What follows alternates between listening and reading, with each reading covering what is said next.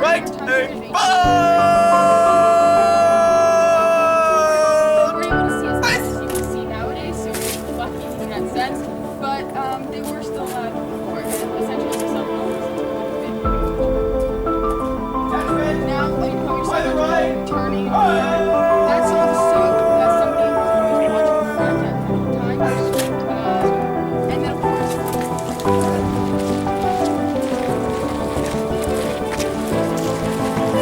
success of routing grew and grew into this. This fort was built between 1828 and 1856. Let me ramble on about it.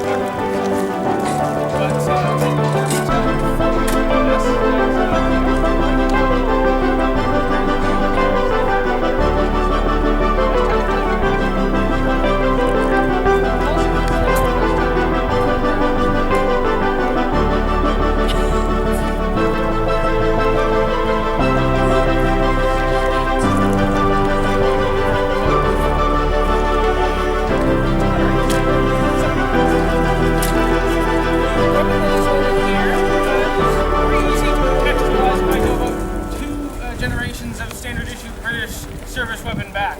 So, if we go back far enough, and I say the word musket, you're probably imagining the exact right thing. So we'll be talking about ye old brown vest at that point, right?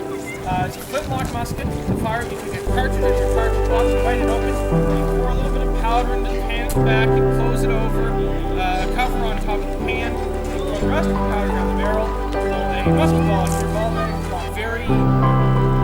Very quick processing comparison with the 20-second container.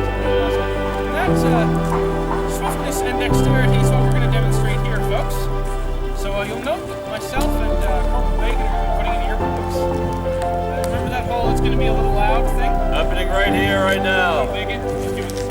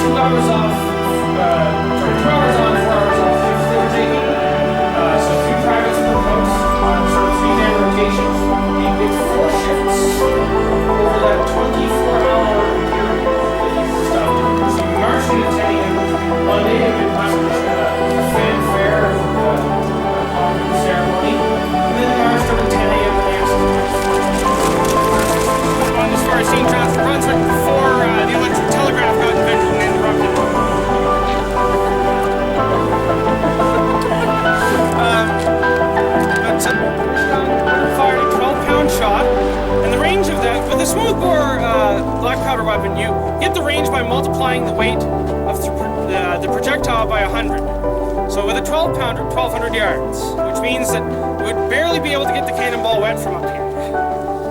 This is only up here as a signaling device, not as an offensive or a defensive weapon.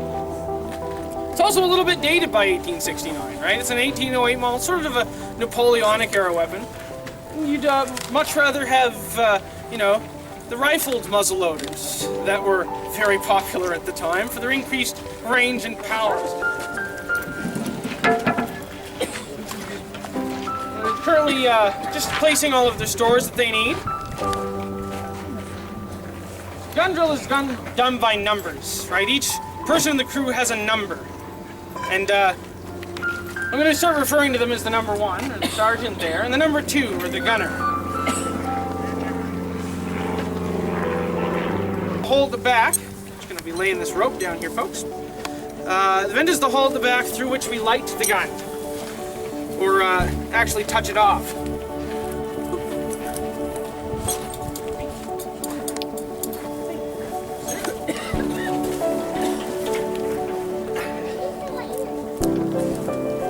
Probably see a lot of them up on the wall. Now the gun is nice and clean and clear of any debris. The next move will be to load it.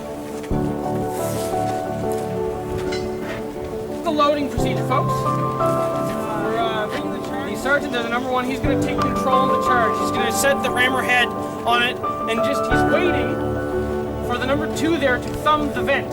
So what that means is he's waiting for number 2 to place her thumb with a leather thumb stall onto the vent, because the idea here being, when number 1 extracts the rammer, if there wasn't anything covering the vent, it could create a backdraft that would suck in air and potentially reignite any burning material in there if we were repeat firing. Pardon me there, sir. Could you please, like, both feet on this side of the wall there? Thank you. Stressing me out just a touch. Now it's called running up. So they're running the gun up. Pardon me, sir, could you please come down? There we go, perfect.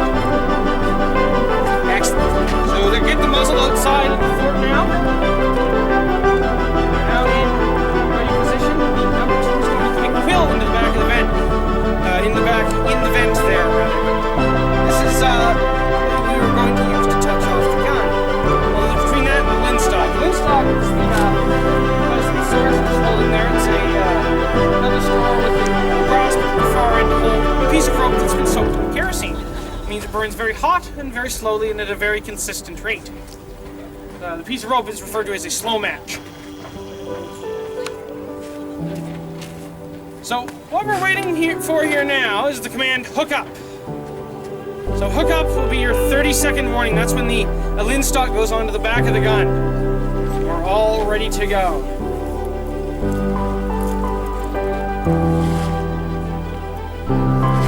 Now, just a few moments here, give or take. The sergeant's watch, like I said, has been set by the atomic clock, and it also outranks mine. So if it's off from my watch, his is right. You watch basketball? We'll see. I have 3-2.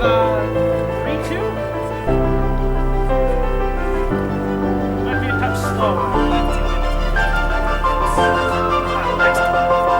My watch is 15 seconds off. Like I said, his outranks mine.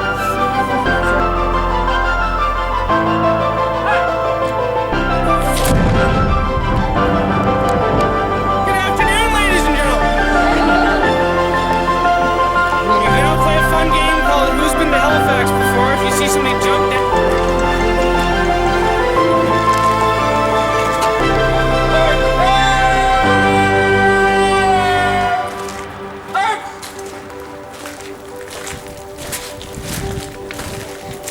Central line fixed, bayonet. Line fixed, bayonet. Fixed.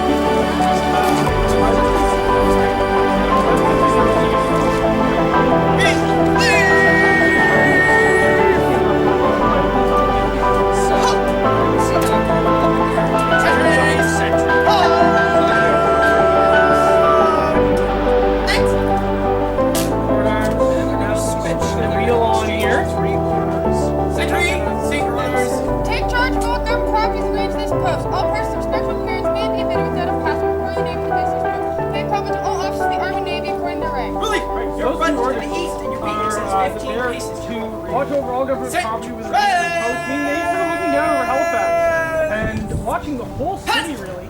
What they're watching for, they're watching the fires, the riot. Anytime big enough, you can see from the top of the hill. Probably means the Army's helped to deal with it back in 1860. That's the years we represent. Right? 1869, 71. Around there. There you go. Always going around, you can see that you're always got somebody facing out. There's no blind spot